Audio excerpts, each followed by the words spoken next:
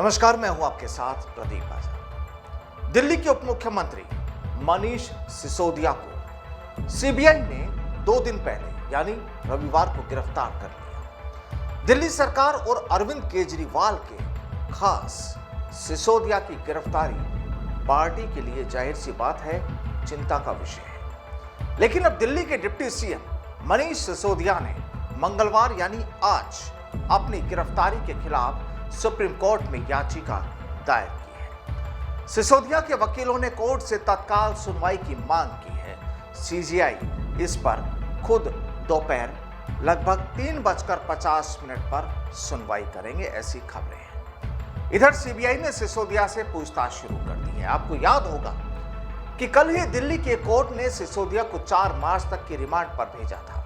इससे पहले शराब नीति मामले में रविवार को 8 घंटे की पूछताछ के बाद सीबीआई ने सिसोदिया को गिरफ्तार कर लिया था। सोमवार दोपहर करीब 2:30 बजे उन्हें दिल्ली की राउज एवेन्यू कोर्ट में पेश किया गया था। सीबीआई ने कोर्ट से सिसोदिया की 5 दिन की रिमांड मांगी थी, जिसे कोर्ट ने स्वीकार कर लिया था। हालांकि यहां सीबीआई का कहना था कि सिसोदिया पूछताछ में सहयोग नहीं कर रहे हैं, वे हर सवाल का गोलमाल जवाब दे रहे और इसीलिए उनकी 5 दिन की रिमांड चाहिए।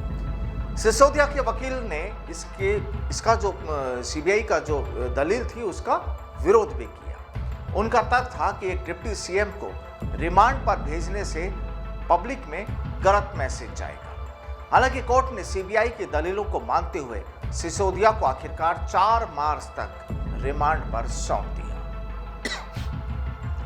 लेकिन अब सवाल यह कि आखिर ऐसा क्यों हुआ और क्यों हुई सीबीआई की कार्रवाई सिसोदिया के खिलाफ। दरअसल रिपोर्ट्स में सीबीआई सूत्रों के हवाले से बताया जा रहा है कि पिछले साल 19 अगस्त को सीबीआई ने दिल्ली एक्साइज डिपार्टमेंट की छानबीन की। वहां से एक डिजिटल डिवाइस सीज की गई और इस डिवाइस से सीबीआई को पता चला कि लिकर पॉलिसी का एक दस्तावेज एक ऐसे सिस्टम को भेजा गया था जो एक्साइज डिपार्टमेंट के नेटवर्क में था ही नहीं। और इसके बाद सीबीआई ने एक्साइज डिपार्टमेंट के अधिकारी को पूछताछ के लिए बुलाया। उस अधिकारी ने एक सिस्टम की जानकारी दी, जिसे एजेंसी ने इस साल 14 जनवरी को सिसोदिया के दफ्तर से बरामद भी किया। इस सिस्टम की ज्यादातर फाइल्स कहा जा रहा है कि डिलीट कर दी गई थी, लेकिन अपनी फॉरेंसिक टीम की मदद से सीबीआई ने ये डाटा पूरा हासिल कर लिया, यानी अपने कब्जे में ले लिया।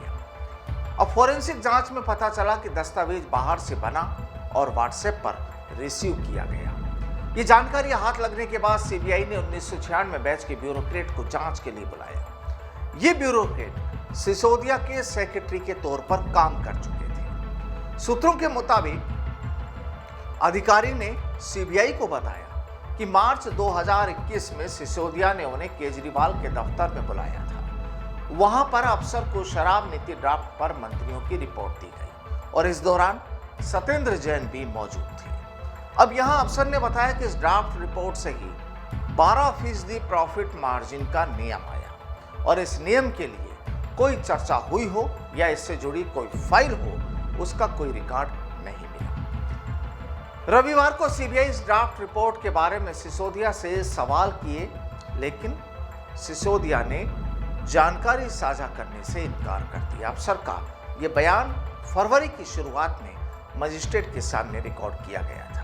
बहरहाल सिसोदिया की गिरफ्तारी के बाद अब केजरीवाल भी परेशान है और पार्टी भी चिंतित है। नमस्कार।